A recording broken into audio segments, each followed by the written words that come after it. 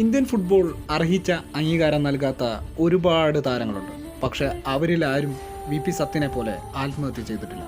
സാക്ഷാൽ I.M. വിജയൻ പറയുന്നു, താൻ നേരിട്ടതിൽ വെച്ച് ഏറ്റവും ശക്തനായിട്ടുള്ള ഡിഫൻഡർ അത് വി.പി. സത്യനാണ്.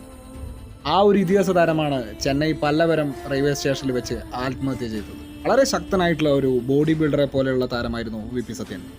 നല്ലൊരു ലീഡർഷിപ്പ് ക്വാളിറ്റിയുള്ള വി.പി. സത്യൻ ഇന്ത്യ കണ്ടതിൽ വെച്ച് ഏറ്റവും മികച്ച ഡിഫൻഡറാണ്.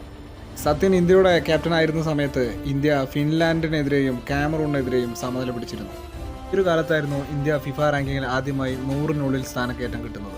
1971 ആദ്യമായി കേരളം സന്തോഷ് ട്രോഫി നേടിയതിനു ശേഷം പിന്നീട് വർഷങ്ങൾ കാത്തിരുന്ന് വി.പി. സത്യൻ കേരള ടീമിൻ്റെ ക്യാപ്റ്റനായതിനു ശേഷമാണ് കേരളം സന്തോഷ് ട്രോഫിയിൽ പിന്നീട് മുത്തമിടുന്നത്. അറിയേണ്ടതൊന്നു മാത്രം, ഇത്രയും ടഫസ്റ്റ് ആയിട്ടുള്ള ഡിഫൻഡർ എന്തിനാണ് ജീവൻ ഒടുക്കിയത്? തൻ്റെ സഹതാരങ്ങൾക്കെല്ലാവർക്കും അംഗീകാരം കിട്ടുമ്പോൾ സത്യന് കിട്ടിയ അംഗീകാരം മരണശേഷം മാത്രമാണ്.